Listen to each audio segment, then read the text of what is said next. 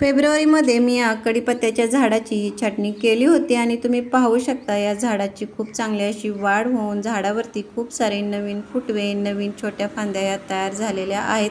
आता या ज्या तयार झालेल्या फांद्या आहेत त्याची चांगली वाढ होऊन फांद्या सुदृढ मजबूत होण्यासाठी, कढीपत्त्याच्या पानांचा आकार मोठा होऊन पाने हिरवीगार तजेलदार होण्यासाठी याला कमीत कमी 15 दिवसातून एकदा तरी कोणतेही एखादे खत देणे हे आवश्यक असते. कारण आपण कुंडीमध्ये जेव्हा झाडे लावतो तेव्हा त्यांना आपण दिलेल्या खताच्या माध्यमातूनच ही पोषक तत्वे ही मिळत असतात आणि आपल्या घरामध्ये अशा बऱ्याचशा वस्तू आहेत की त्याचा तुम्ही खत म्हणून ह्या कढीपत्त्याच्या झाडाला वापर केला तरी खूप चांगला असा हा फायदा होतो. पण बरेच वेळा आपण झाडाला वेळोवेळी अदलून बदलून ही खते देत असतो तरी देखील आपल्या या झाडाची वाढ ही होत नाही. झाडाची जी पाने आहेत ती छोट्या आकाराची येतात, पाने पिवळी होऊन गळतात. बऱ्याच वेळा तर आपले हे जे झाड आहे ते सुकल्यासारखे दिसते.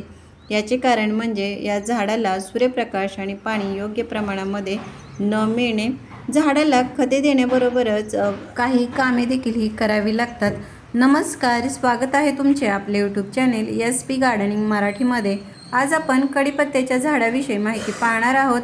झाडाच्या या चांगल्या वाढीसाठी याला कोणते खत द्यायचे, त्याचबरोबर आता उन्हाळ्यामध्ये झाडाची काळजी कशी घ्यायची, त्यासाठी कोणती कामे करायची याची देखील माहिती आपण पाहणार आहोत. तर त्यासाठी व्हिडिओ कुठेही स्किप न करता शेवटपर्यंत नक्की पहा. आणि जर तुम्ही आपल्या चॅनेलवरती नवीन असाल तर व्हिडिओला लाईक व चॅनेलला सबस्क्राईब करायला मात्र अजिबात विसरू नका.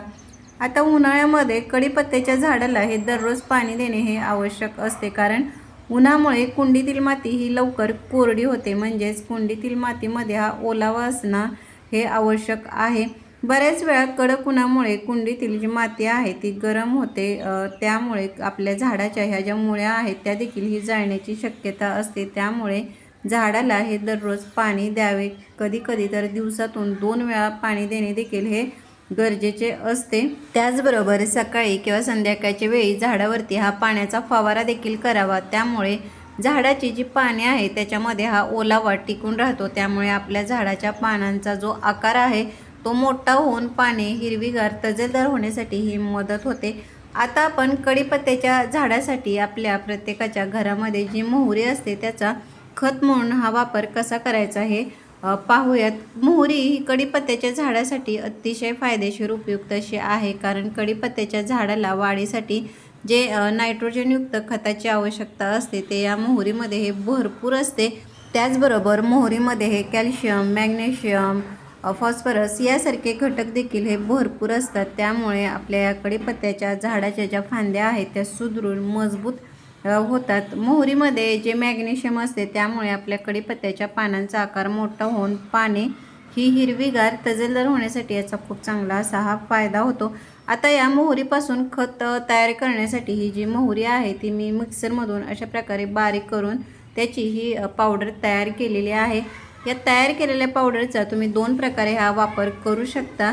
एक म्हणजे ही जी मोहरीची पावडर आहे ती 1 लिटर पाण्यामध्ये 1 चमचा ही व्यवस्थित मिक्स करून 1 दिवस ही अशीच ठेवून द्यायची आणि तयार झालेले जे पाणी आहे त्याच्यामध्ये अजून 2 पट पाणी मिक्स करून तुम्ही लिक्विड खत तयार करून देऊ शकता. किंवा ही जी पावडर आहे ती तुम्ही मातीमध्ये अशीच कोरडी मिक्स करून दिली तरी देखील हा खूप चांगला असा हा फायदा होतो.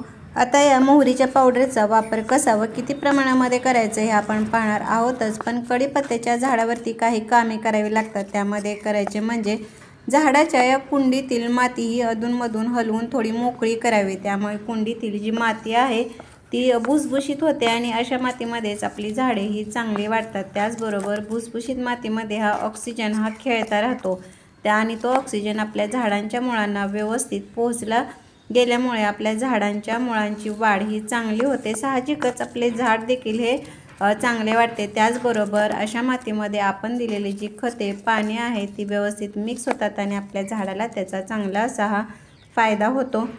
तयार केलेली ही जी मोहरीची पावडर आहे ती मी कढीपत्त्याच्या झाडाला देण्यापूर्वी झाडाच्या या बुंद्याभोवती अशा प्रकारे हे गोल वर्तुळ करून घ्यायचे आणि त्याच्यामध्ये आपल्याला ही जी पावडर आहे ती एका झाडासाठी म्हणजे 10 ते 12 इंचाच्या कुंडीमध्ये जर तुम्ही झाड लावले असेल तर त्याला फक्त 1 चमचा. मात्र माझे हे कढीपत्त्याच्या झाडाची कुंडी थोडी मोठी असल्यामुळे मी ही 1.5 चमचा या प्रमाणामध्ये ही देणार आहे।